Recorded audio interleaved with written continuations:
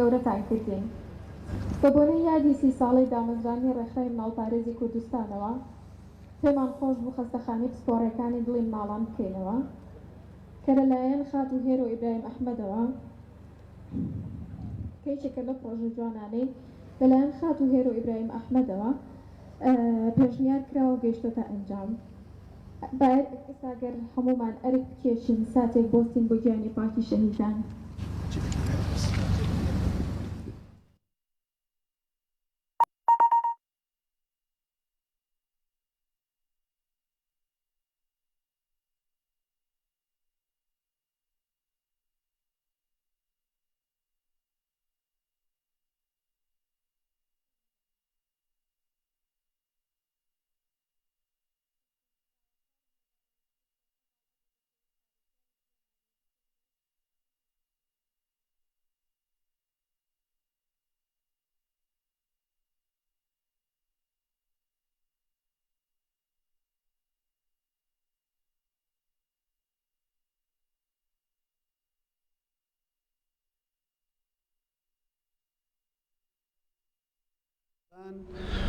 بەڕێز قوا تاالبانی جێگری سەرۆکی ئەنجومەنی وەزیران،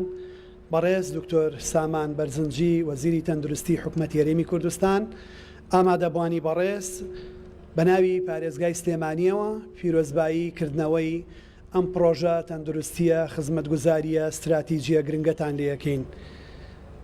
بە خێرهاتنی هەمووتانەکەین کە لەم کاتە هەستیارەیە لە سلێمانی کۆبوونەتەوە بۆ کردنەوەی نەخۆشخانەی پسپۆڕیەکانی دڵی مناڵان لە سلێمانی کە نەخۆشخانەیەکی کەموێنە و بێوێنەیە نەگەل لەسەر ئاستی هەرێمی کوردستان بەڵکو لەسەر ئاستی عێراق و ناوچەکەش. جێی خۆیەتی لە دەستپێکی کردنەوەی ئەم پرۆژەیە ڕێز و وەفا و خۆشەویستی و سوپاس و پێزانینمان بنێرین بۆ خوشکی بەڕێزمان خات و هێرۆ ئیبراهیم ئەحمەد کە دەستپێشخەری کرد لە کابینەی پێشووی حکومەتی خۆجێی سلێمانیە بە هەوڵەکانی لەگەڵ وڵاتی ئیتالیایە بۆ 3 پرۆژەی زۆر گرنگ کە کردنەوەی نەخۆشخانەی چاندنی مۆخی ئێسک بوو لە نەخۆشخانەی هیوە وکردنەوەی نەخۆشخانەی نەخۆشیەکانی سنگ و سی بوو لە سەرشنار وکردنەوەی ئەم نەخۆشخانەیە بوو بۆ نەخۆشیەکانی و پسپۆڕیەکانی دڵی مناڵان کە ئەمانە هەمویان بەیەکەوە ئەو پسپۆڕیە تەندروستیە وردە هەستیارانن کە زۆر گرنگن بۆ ئێمە وەکو سلێمانی و گرنگن بۆ ئەوەی وەکەمیشە کەرتی تەندروستی لە پارێزگای سلێمانی لە ڕیزی یەکەمی تەندروستی لە عێراق و لە هەرێمی کوردستان بمێننەوە. پشتیوانیەکانی مناڵپارێزی کوردستان لەم بوارەیە جێی ڕێز و پێزانینێکی زۆرە. پشتیوانیەکانی وەزارەتی تەندروستی لە هەموو کابینانەی کە ئەم پرۆژانەی پیاتێپەڕیوە هەموو ئەو پارێزگارە ڕێزانی کە پێش من هەوڵی مکوڕانەیان ناوە بۆ سەرخستنی ئەمە بەڕێوەبەرایەتی گشتی تەندروستی و ئەو پزیشک و کارمەندە دڵسۆزانەی بەڕێوەبەرایەتی گشتی تەندروستی سلێمانی و بە تایبەتی ئەو خۆشەویست و زاناودانایانی کە پسپۆڕیەکانیان نەخۆشیەکانی مناڵانە ڕۆڵێکی زۆر گەورە و گرنگیان هەبوو. پێم خۆشە مژدەی ئەوەتان بەمێ کە ئێمە لە هەفتەی ڕابردووە بە پشتیوانی بەڕێز سەرۆکی ئەنجومەنی وەزیران و جێگری سەرۆکی ئەنجومەنی وەزیران و وەزیری دارایی ئەو بڕیارەمان وەرگرت کە ئەو قەرزەی لەسەر ئەم پرۆژەیە لە جیاوازی نرخی یۆرۆ و دۆلارە دروست بوو جێگیرمان کرد و هیچ لە ڕاوچەیەک لای ئەو بەڵێندەرانە نەما بۆ ئەو خەرجیانی کە لە پرۆژەکەیان کردووە و ئەو بڕەپارەیە ئیسا لە ئەستۆی حکوومەتی هەرێمی کوردستانایە و بە چارەسەربوونی قەیرانی دارایی ئەو پارەیە خەرجەکرێ. دووهەمیان لەگەڵ حکوومەتی ئیتیحادی وەزارەتی دارایی حکوومەتی ئیتیحادی لە پەیوەندی بەردەوامین بۆی ئەو پڕۆپارەی ماومانە لە پشتیوانی ئیتالیەکان بۆمان خەرجکەن تاکو بتوانین چاودێری ورد و هۆڵی نەشتەرگەری لەم نەخۆشخانە ڕاوێژکاریە بکەینەوە و لە هەمان کاتا هەردوێنێ ئێمە ڕەزامەندیماندا لەسەر بودجەی پارێزگای سلێمانی بە بڕی 35 ملیۆن دینار هێڵی سەرەکی کارەبای نیشتیمانی بۆ ئەم نەخۆشخانەیە لەسەر ئەستۆی خۆمان ڕابکێشین و هەموو ئەو بەڕێزانەمان دڵنیا کردەوە لە نەخۆشخانەکە کە ئامادەین بەشدار بین لە کڕینی ئەو ئامێرە تازانەی یارمەتی دەریانە بێ بۆ ئەم بوارە وەکو چۆن لە هەموو ناوەندە تەندروستیەکانی ترا پشتیوانی ئەم کەرتە بووین. ئێمە لە حکوومەتی خۆجێی پارێزگای سلێمانی بە پشتیوانی حکوومەتی هەرێمی کوردستان و خەڵکی سەربەرزی پارێزگاکەمان و کەرتی تایبەتی نیشتیمانی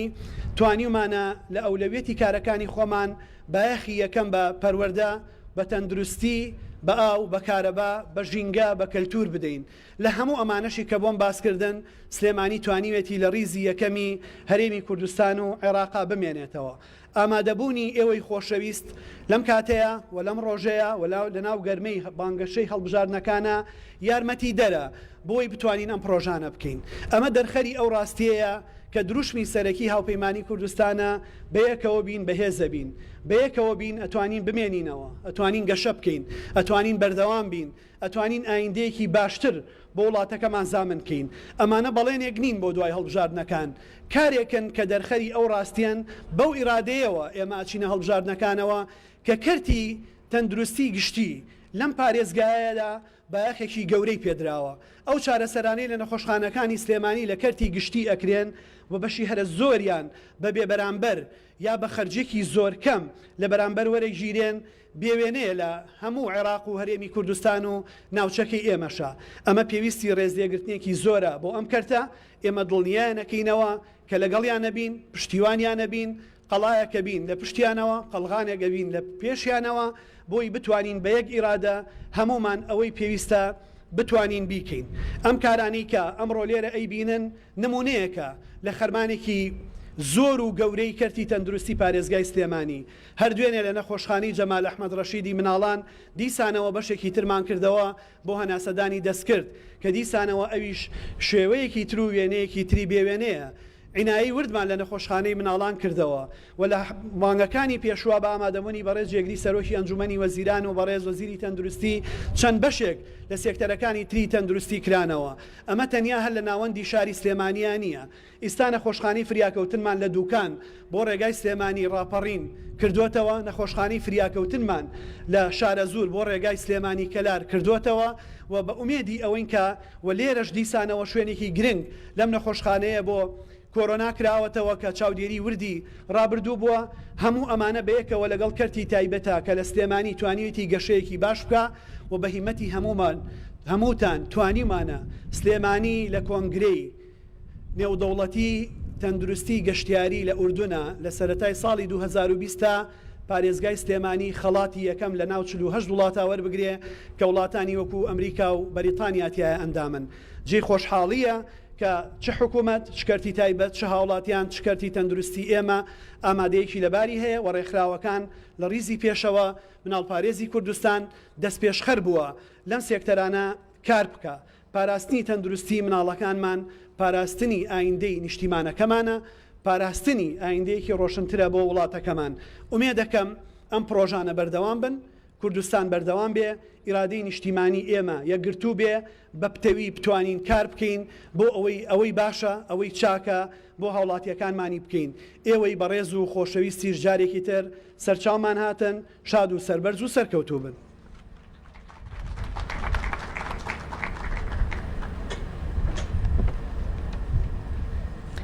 ئێستاش داواکارین کە خات و شاناز ئەندامی دەستەی دامەزرێنەری ڕێکخراوی مناڵپارێزی کوردستان بفەرمێت بۆ پێشکەشکردنی وتەکەی.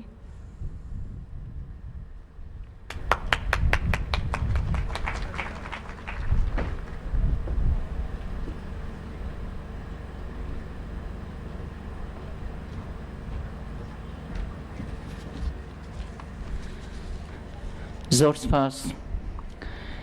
میوانە بەڕێزەکان ئامادەبوانی خۆشەویست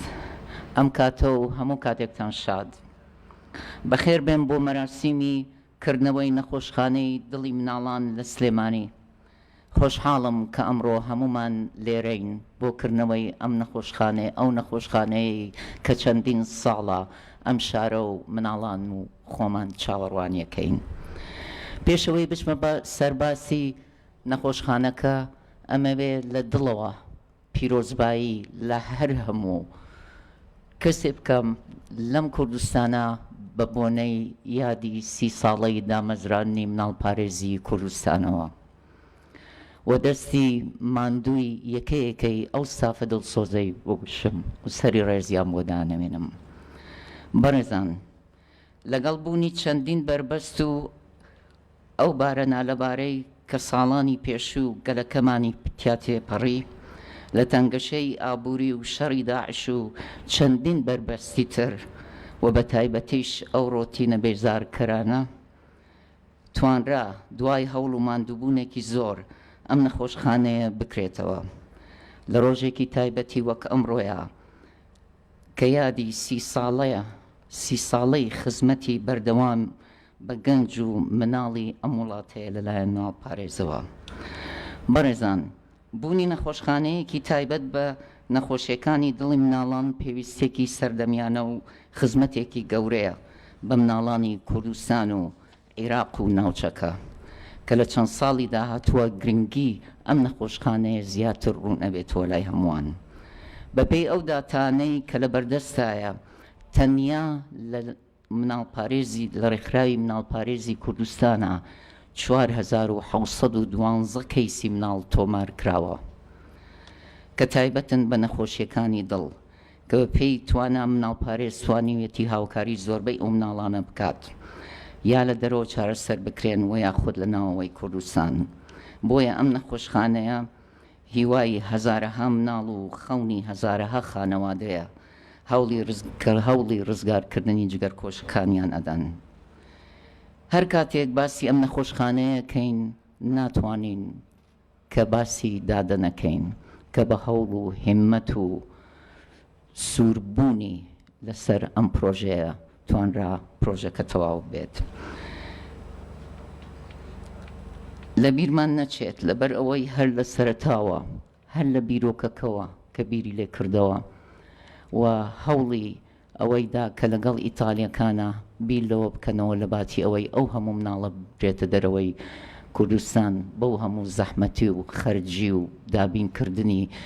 شوێنی مانەوەیان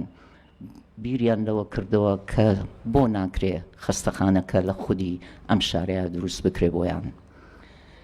لێرەیە دووبارە سپاسیەکەین. کاری مناڵپارێزی کوردستان لەم پرۆژەیە کۆتایی نەهاتووە، بۆیە ئێمە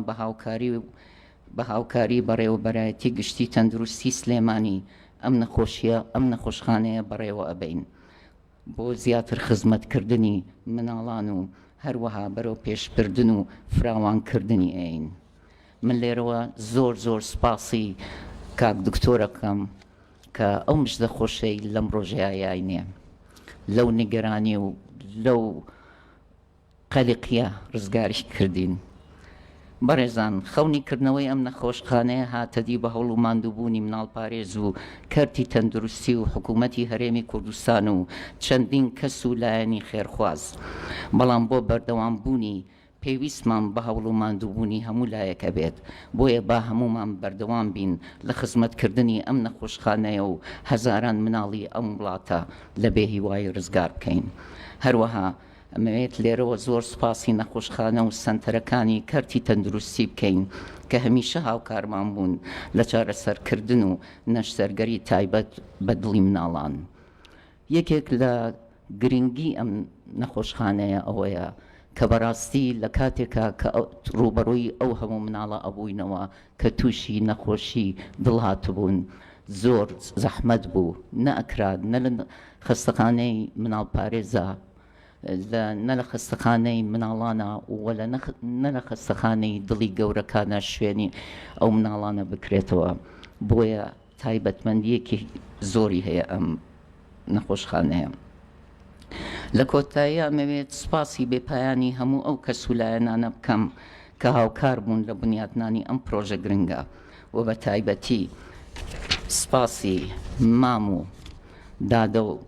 پارێزگاری هەرێمی تۆسکانە و سەرۆکی هەرێمی تۆسکانە و وەزارەتی تەندروستی و پارێزگاری سلێمانی و کاک بەهرۆز قەشانی پارێزگاری پێشووی سلێمانی و بەڕێوەبەرایەتی تەندروستی سلێمانی و ئەنجومەنی باڵای کوردستان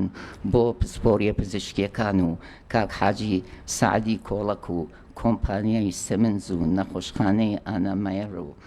کۆمپانیای ئاکۆتیک و کاک نازم ڕەشید و کاک فەرەیدون و کاک بەختیار و هەروە سپاس بۆ هەموو ئەو پزیشکانەی ئەو پزیشکە دڵگەورانەی کە لە ڕابردووە و دڵنیاشم لە ئایندەیە هاوکارمانە بن و پارێزگاری لە دڵە بچووکەکانەکەن. سپاس بۆ تیمە کۆڵنەرەکەی مناڵپارێز. هیوادارم کە هیچ مناڵێک پێویستی بەم نەخۆشخانەیە نەبێت. هیوای سەلامەتی بۆ هەموو مناڵانە خوازم لە جیهانە و بە تایبەتیش لە کوردستان و لە عێراقا و هیوادارم ئێوەش سەلامەت و شاد و سەربەرز بن. زۆر سپاس.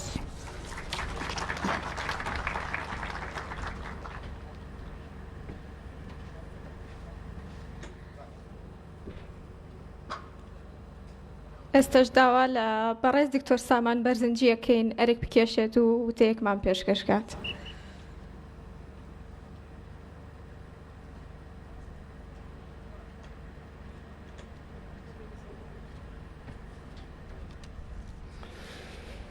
بەناوی خوای گەورە و میهرەبان، ڕۆژتان باش. بەڕێز کاک قوبات تاڵەبانی جێگری سەرۆکی حکوومەتی هەرێمی کوردستان، بەڕێز دکتۆر هەڤاڵ ئەبووبەکر پارێزگاری سلێمانی، میوانان و ئامادەبوانی بەڕێز و خۆشەویست، زۆر خۆشحاڵ و سوپاستان دەکەین. ئەمڕۆ لە دەرفەتێکی زۆر پێشەنگ و گرنگدا ئامادەین وەکو وەزارەتی تەندروستی لە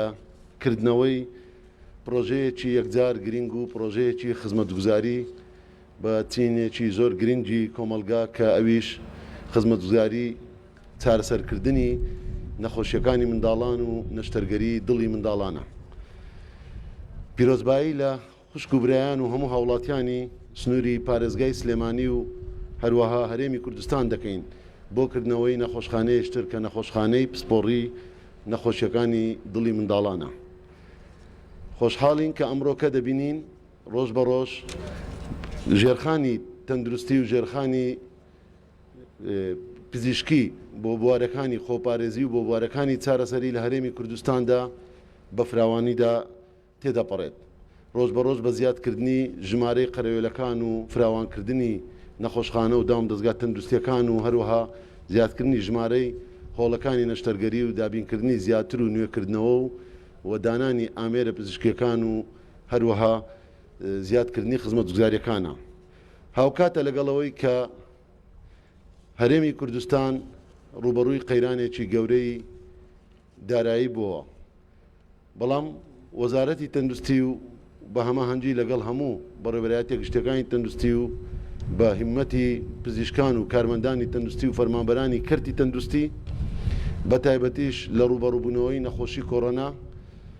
زۆر بە گرنگیەوە هەوڵ و هیمەتەکانیان زیاتر کرد بۆ ئەوەی بەرەنگاری ئەم نەخۆشیە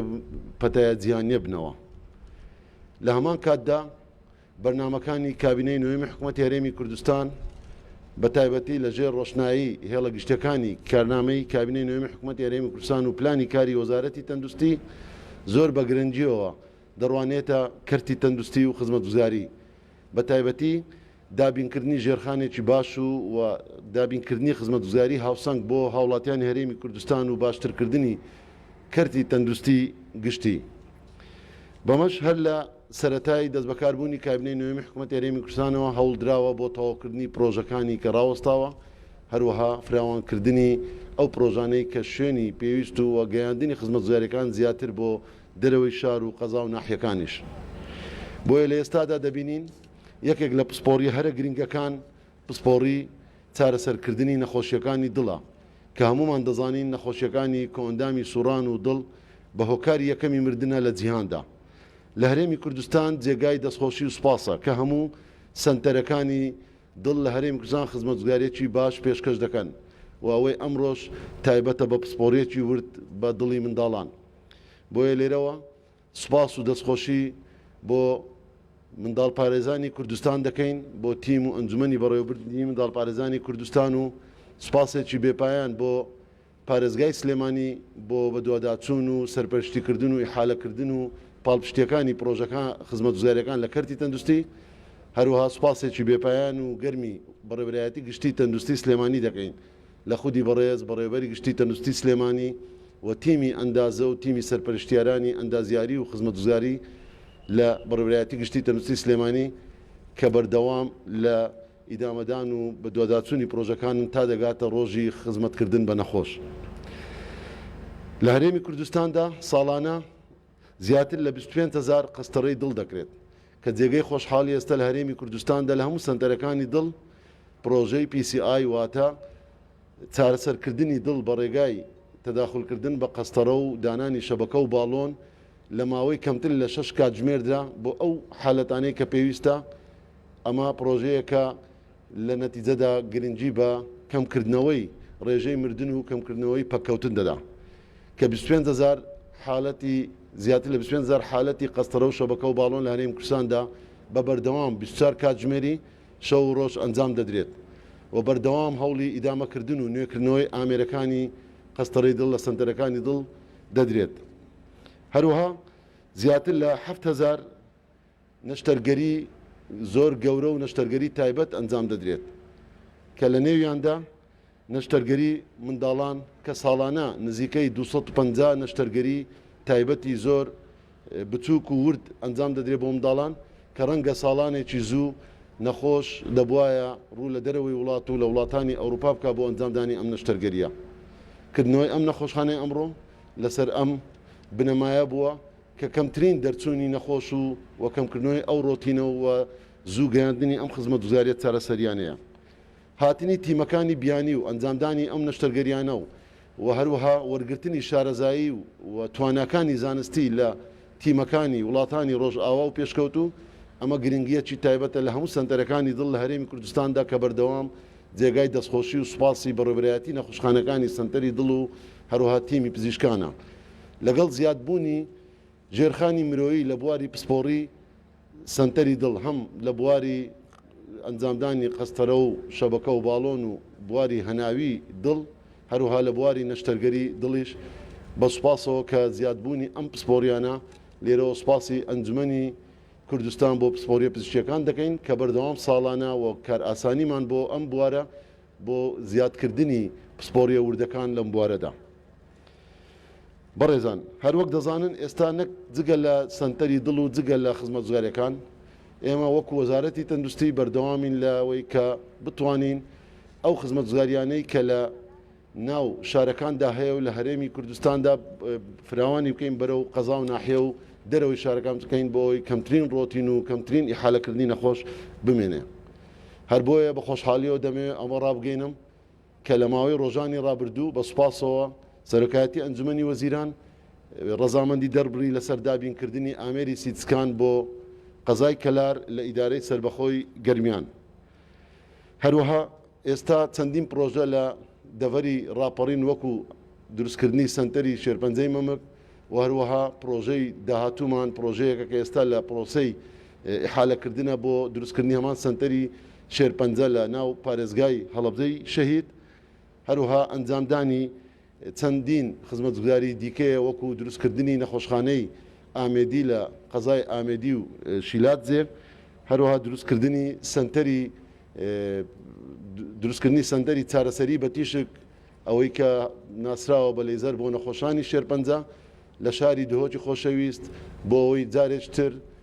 بیر لەوە بکەینەوە کە نەخۆش لە شاری دهۆکەوە ڕوو نەکەنە شارەکانی دیکە و ئەنجامدانی دروستکردنی پرۆژە ئێستا چۆبواری جێبەجێکردن نەخۆشخانەیەکی فریاکەوتن لە قەزای بەردەڕەش. هەروەها لە کاتی ئێستادا سنتەری نوێی چارەسەری بە تیشک بۆ نەخۆشانی شێرپەنجە لە شاری هەولێر تەواو بووە و بە شێوەیەکی ئەزمموی کەوتۆتە خزمەتکردنی نەخۆشان. دروستکردن و نوێکردنەوەی هۆڵەکانی نەشتەرگەری لە نەخۆشخانەی هیوا پرۆژەیەکی زۆر گرنگە دەتوانم بڵێم کە پرۆژەیەکە بۆ دروستکردنی هۆڵەکانی نەشتەرگەریە لە نەخۆشخانەی هیوا لە هەمان کاتیشدا دابینکردنی ئامێرێکی نوێ و نوێکردنەوەی ئامێرە کۆنەکەی چارەسەری بە تیشکە لە نەخۆشخانەی هیوا سوپاسی بەڕێوەبەرایەتی و بەڕێوەبەری نەخۆشخانەی هیوا و بەڕێوەبەرایەتیش تەندروستی سلێمانی دەکەین کە بەردەوام بۆ ئەم خزمەتگوزاریە لە بەدواداچووندان و لە فراوانکردندان. بەڕێزان هەروەک دەزانن چەندین پرۆژەی دیکە هەیە بە تایبەتیش پێداویستیەکانی ڕۆژانە لە ئیدامەکردن و خزمەتگوزاریەکانی وتێلەوانی و خزمەتگوزاریەکانی چارەسەری و دەرمان و پێداویستی پزیشکی ڕۆژانە و هەروها دابینکردنی ئەمبولانسەکان هەروەک لە ماوەی ڕابردوو وردە بۆ ئیدامەکردن و نوێکردنەوە بۆ پارێزگاکان و ئیدارە سەربەخۆکان دابین دەکرێت. ئەمە جگە لەوەی کە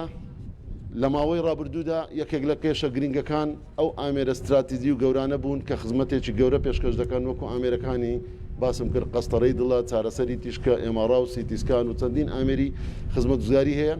ئێستا حکوومەت یاریێمی کوردستان بە سوپاسەوە دوای دیراسەکردن پرۆژەیەکی یەکجارەکی بۆ چارەسەری ئەم ئامێر و لە کارکەوتوانە و ئیدامەکردنی بە شێوازێک کە هەر هەمویان بەیەکەوە دەست دەکەنەوە بەکار جێگای دەستخۆشیە کە تیمی ئەندازیاری و بەشی ئامێری پزیشکی لە وزارەتی تەندروستی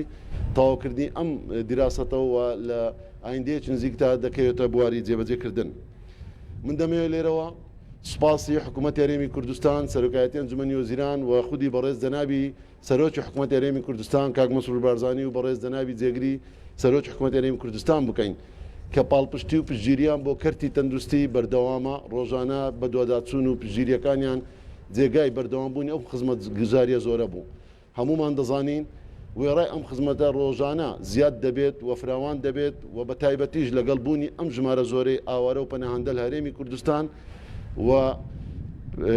ئازاری ئەزمەی یان بڵێن قەیرانی ئابووری و قەیرانی دارایی لە هەرێمی کوردستان بەڵام لە هەمان کاتدا قەیرانی کۆڕۆنا و بڵاوبوونەوەی ئەم نەخۆشیە پێویستی بە خزمەتگوزاری زیاتر بوو. بەمەش سوپاسی پزیشکان و کارمەندانی تەندروستی دەکەین کە شەونخونیان کرد و لەسەر ئاستێکی زۆر بەرز و بە ستاندەردێکی زۆر باش و نێودەوڵەتی توانیان ڕوبەڕووی ئەم نەخۆشیە بینەوە هەرچەندە تا ئێستاش بەردەوامە. هیوادارین هاوڵاتیانی خۆشەویست دەستبەرداری ڕێکارە خۆپارێزیەکان نەبن بەردەوام بن لە ئەنجامدانی ئەو ڕێکارە خۆپارێزیانە بە تایبەتی دوورکەوتنەوە لە شوێنێکی قەرەباڵغ گەر پێویست نەبێت یانیش ماسکەکانیاندا نەنێن بەردەوام لە لەبەرکردنی ماسک وە لە هەمووی گرنگتر بەردەوام بن لە خۆتۆمارکردنیان بۆ ئەو کەسانێک کە تا ئێستا ڤاکسینیان وەرنەگرتووە. پرۆسەی ڤاکسین بەردەوامە چەندین جۆری ڤاکسین لە ئێستادا لە هەموو سنتەرەکان یاریێمی کوردستان کە 171 سنتەر لە هەرێمی کوردستان پرۆسەی ڤاکسین بە شێوازێکی زۆر سەردەمیانە پێشکەش بە هاوڵاتیان دەکەن و بە سوپاسیشەوە بۆ وەزارەتی پەروەردە بەڵام مامۆستایانی بەڕێز تا ئێستاش پێویستە ژمارەیەک لەو مامۆستایانە کە نەهاتوونە خۆیان تۆمارکەن و کوتان و پێکوتە وەرگن بەبێ هیچ ڕۆتینێک و دەست بەجێ کوتان وەردەگرن پێویستە پێکوتەکان و ڤاکسینەکان دژی ڤایرۆسی کۆرۆنا وەربگرن. بەڕێزان تا ئێستا زیاتر لە 1,300,000 جۆرە جیاوازەکانی ڤاکسین لە هەرێمی کوردستاندا گەیشتووە. نزیک دەبینەوە لەوەی کە 1 ملیۆن دۆز یان ژەمی ڤاکسین بە هاوڵاتیان دراوە کە نزیکەی 600,000 ژەمیان بۆ ژەمی یەکەم بۆ هاوڵاتیان و زیاتر لە 350,000 ژەمی دووەم بە هاوڵاتیان دراوە. ئەگەر بە ڕێژەی بڵین هەموو ئەوانەی کە لە 18 ساڵی بەسەرەوەن کە زیاتر لە 3,256,000 هاوڵاتی هەرێمی کوردستان لە 118.4 لەوانە ژەمی یەکەمی وەرگرتووە و لە نزیکەی 111یان ژەمی دووەمی وەرگرتووە. هەموو هەوڵەکانمان بۆ فراوانکردنی ئەم سنتەرانە و خێراکردن و زیادکردنی ژەمەکانی ڤاکسینە. من دەمەوێت لێرە ئەوە بڵێن کە حکوومەت یاریێمی کوردستان وەزارەتی تەندروستی هاوکات لەگەڵ ئەم خزمەتگوزاریانە لە بواری ژێرخان و لە بواری ئامێرە پزیشکیەکان و چارەسەریەکان و ڕوبەڕوونەوەی کۆڕۆنا بەڵام لە هەوڵێکی جددی و نوێدا ماوەیەکە دەست بەوە کراوە کە چەندین پرۆژە یاساو و چەندین پرۆژەی دیراستکردنی چاکردنی سیستەمی تەندروستی بکەین بۆ پتەوکردن و فراوانکردن و بەهێزکردنی تواناکان لە بەتایبەتی لە کەرتی گشتی لە نەخۆشخانە حکوومیەکان و هەروەها ڕێخستنەوەی کەرتی گشتی و کەرتی تایبەت لە نەخۆشخانە تایبەتەکان. بۆیە من سوپاسی تیمە دەکەم کە ئێستا سەرقاڵی بە مەیدانی سەرقاڵی دیراستکردن و هیوادارین کە ئەمەش ببێتە جێگای ڕەزامەندی و جێگای ئاشنابوونی هاوڵاتی چونکە لە کۆتاییدا سەرکەوتنی سیستەمەکە ئێمە لەوەدا دەبینەوە کە هاوڵاتی تێدا ئاشنابێ و هاوڵاتی تێدا ڕازی بێ. جارێشتر من دەمەوێت لە کۆتاییدا پیرۆزبایی لە هەموو خوشک و برایان بکەین لە هاوڵاتیانی خۆشەویست بکەین بە بۆنەی کردنەوەی ئەم نەخۆشخانە گرینگە و سوپاسی منداڵ پارێزانی کوردستان دەکەین سوپاسی پارێزگای سلێمانی و بەڕێوەبەرایەتی گشتی تەندروستی سلێمانی دەکەین. زۆر سوپاس بۆ هەموو لایەکتان. ئێمە وەکو حکوومەت یاریێمی کوردستان و وەزارەتی تەندروستی بەڵێن دەدەین کە بەردەوام بین لە ئیدامەکردن و چارەسەرکردنی هەر کێشە و گرفتێک و کەموکردی و پێداویستێک بێ. زۆر سوپاس بۆ هەموو لایەکتان. جارشتر بەخێربێن هەموو لایەکتان.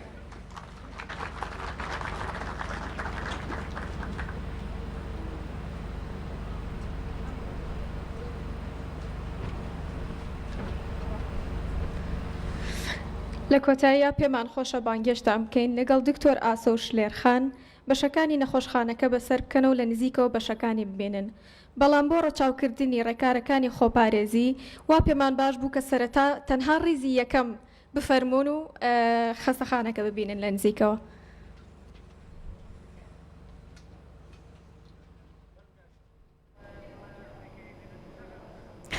بەڵێ بەڕێزان ئەوەی کە دەیبینن مەراسیمێکی شایستە بوو بۆ کردنەوەی نەخۆشخانەیەکی گرنگ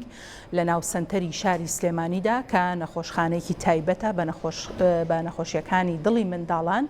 و ئەم نەخۆشخانەیە بە هاوکاری منداڵ پارێزی کوردستان کراوەتەوە وەکو بینیتان لە مەراسیمێکی شایستەدا بە ئامادەبوونی هەریەکە لە قوبات تاڵبانی جێگری سەرۆکی حکوومەتی هەرێمی کوردستان و هەروەها دکتۆر سامان بەرزنجی وەزیری تەندروستی هەرێمی کوردستان خاتوو شاناز ئیبراهیم وەکو سەرپەرشتیاری مەڵبەندیەکی سلێمانی دکتۆر هەواڵە بووبەکر پارێزگاری سلێمانی و لێپرسراوانی تەندروستی لە شاری سلێمانی لە مەراسیمێکی شایستەدا نەخۆشخانەکەیان کردەوە و هەروەها هەریەکە لەو بەڕێزانەی کە وتاریاندا لە وتارەکانیاندا ئاماژەیان بەوە کرد کە ئەمە نەخۆشخانەیەکی گرنگە بۆ ئێستای شاری سلێمانی و شاری سلێمانی دەباتە قۆناغێکی ترەوە کە قۆناغێکی پێشکەوتوترە لە بواری تەندروستیدا و هەروەها هیوایەکی ترە بۆ شاری سلێمانی لە بەرەوەی سنتەرێکی لەم جۆرە لە هەرێمی کوردستاندا بوونی هەبوو و هەروەها لە عێراقیشدا بە شێوەیەکی گشتی بوونی نەبوو کەواتە تاکە سنتەری نەخۆشیەکانی دڵی منداڵانە لەسەر ئاستی هەرێم و عێراقیش کە لە ئێستادا ئەتوانرێت پاش چەند ڕۆژێکی تر خزمەتێکی زۆر بەو نەخۆشانە بکات کە کێشەیەکیان هەیە لە دڵی منداڵەکانیاندا. هەروەها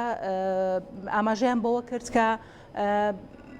کردنەوەی ئەم نەخۆشخانەیە جارێکی تر گەشەکردنی ژێرخانی تەندروستیە لە هەرێمی کوردستاندا و هەروەها وەزیری تەندروستی ئاماژەی بۆ کرد کە چەندین بنکەی تەندروستی تر نەخۆشخانەی گرنگی تر لە سەرجەم شار و شارچکەکانی هەرێمی کوردستاندا کراونەتەوە کە مەش دووبارە خزمەتی تەواو بە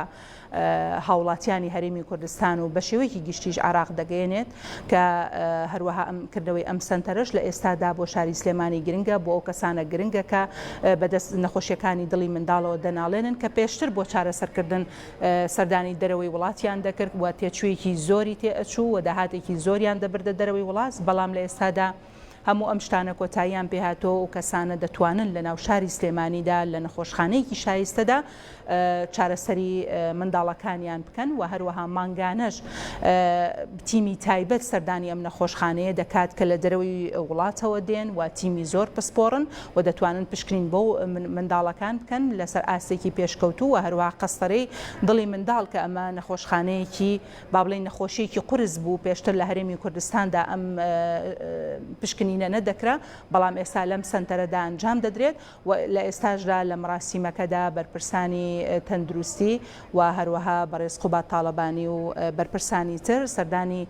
بەشەکانی ئەم نەخۆشخانەیە دەکەنەوە کە نەخۆشخانەیەکی پێشکەوتووە لە ئێستادا لە شاری سلێمانی کراوەتەوە و خزمەتێکی زۆر بە نەخۆشان دەگەێنێت نەک هەر بە شاری سلێمانی بەڵکو بە تەواوی شارەکانی تری هەرێمی کوردستان و هەروەها عێراقیش دەگەێنێت. بێگومان ئەمەش جارێکی تر گەشەکردنی ژێرخانی تەندروستی دەبێت بۆ هەرێمی کوردستان وەکو دەبینن لە شاری سلێمانی کەرتی تەندروستی پێشکەوتنێکی زۆری بەخۆ بینیوە و چەندین سنتەری تر تایبەت بە چاندنی مۆخ لە نەخۆشخانەی هیواکراوەتەوە کە ئەمەش دووبارە چارەسەرێکی گرنگە لە هەرێمی کوردستاندا کە ئێستا دەکرێت و پێشووتر هاوڵاتیان بۆ ئەم چارەسەرە دەچوونە دەرەوەی وڵات و پارێکی زۆریان خەرج دەکرد بەڵام لە ئێستادا لە ناو خۆی شاری سلێمانی و هەرێمی کوردستاندا ئەم چارەسەرانە دەکرێت و هەروەها سنتەرێکی گرنگتریش کە ئێستا نەخۆشیەکانی دڵی منداڵانە لە شاری سلێمانی کە سنتەرێکی پێشکەوتوو کراوەتەوە خۆشبەختانە و ئێستا خزمەت بە نەخۆشانی بەو کەسانە دەگەێنێت کە کێشەیەکیان هەیە لە دڵیانە و دەتوانن لەم نەخۆشخانەیەدا بە شێوازێکی زۆر سەردەمیانە زۆر پێشکەوتوو چارەسەر بکرێن و لە هەمووشی گرنگتر ئەوەیە کە ئەو تیمانەی لە دەرەوەی وڵات کە تیمی زۆر پسپۆڕن سەردانی هەرێمی با بڵێن شاری سلێمانی دەکەن و دێنە ئەم سنتەرە و چاوپێکەوتن لەگەڵ خێزانی ئەو منداڵانەدا دەکەن کە کێشەیان هەیە و پشکنینیان بۆ دەکەن و دواتر بڕیار دەدەن کە چارەسەرەکەیان چۆن دەبێت. بەڵێ بەڕێزان ئەمڕۆ لە شاری سلێمانی سنتەرێکی زۆر گرنگ یاخود نەخۆشخانێکی زۆر گرنگ کرایەوە کە نەخۆشخانەی تایبەت بوو بە نەخۆشیەکانی دڵی منداڵان بە هاوکاری ڕێکخراوی منداڵ پارێزی کوردستان ئەم نەخۆشخانەیە کرایەوە و ئەم نەخۆشخانەی لە مەراسیمێکی شایی سەداوەکو بینیتان بە شێوەیەکی ڕاستەوخۆ لەسەر شاشەی کورسات نیوز نەخۆشخانەکە کرایەوە و هەروە هەریەکە لە بەڕێزان قوبات تاالبانی جێگری سەرۆکی حکوومەتی هەرێمی کوردستان دکتۆر سامان بەرزنجی وەزیری تەندروستی هەرێمی کوردستان خاتوشان ئازیبراهیم ئەحمەد لێپرسراوی مەڵبەندیەکی سلێمانی و هەروەها دکتۆر هەواڵ ئەبووبەکر پارێزگاری سلێمانی و لێپرسراوانی تەندروستی ئامادەی ئەو مەراسیمە بوون و هەمویان وتاری تایبەتیان دا و لە وتارەکانیاندا ئاماژەیان بە گرنگی ئەم سنتەرە کرد لە ئێستادا بۆ شاری سلێمانی و بۆ تەواوی هەرێمی کوردستان بۆ تەواوی عراق کە سنتەرێکی پێشکەوتووە و لە ئێستادا دەتوانێت خزمەتێکی باش بە هاوڵاتیان بگەێنێت. بەڵێ بەڕێزان هەروەکو دکتۆر سامان بەرزنجی وەزیری تەندروستی ئاماژەی پێکرد کە لە ئێستادا لە هەرێمی کوردستان چەندین سنتەری گرنگی تر لە ڕووی تەندروستیەوە یاخود بۆ کەرتی تەندروستی لە شار و شارۆچکەکانی هەرێمی کوردستاندا دەکرێنەوە یاخود بەردی بناغیان بۆ دانراوە کە ڕەنگە لە داهاتوودا سنتەرەکان بکەونە کار کە ئەمە هەمووی خزمەتێکی باشە ڕەنگە ئەو نەخۆشخانە یاخود ئەو کەرتە تەندروستیانە کە دەکرێنەوە پێشتر هاوڵاتیان بۆ ئەم بابەتە سەردانی دەرەوەی وڵاتیان کردبێ بەڵام ئێستا پێویستیان بەوە نیو لە ناوخۆی هەرێمی کوردستاندا چارەسەرەکان وەردەگرن. بەڵێ بەڕێزان سوپاس بۆ هاوکارانم سوپاس بۆ ئێوەش کە تا ئێستا بینەرمان بوون تا کاتژمێر 12 لەگەڵتان دەبم بۆ پێشکەشکردنی هەواڵەکانی کاتژمێر 12 بەخواتان ئەسپێرم.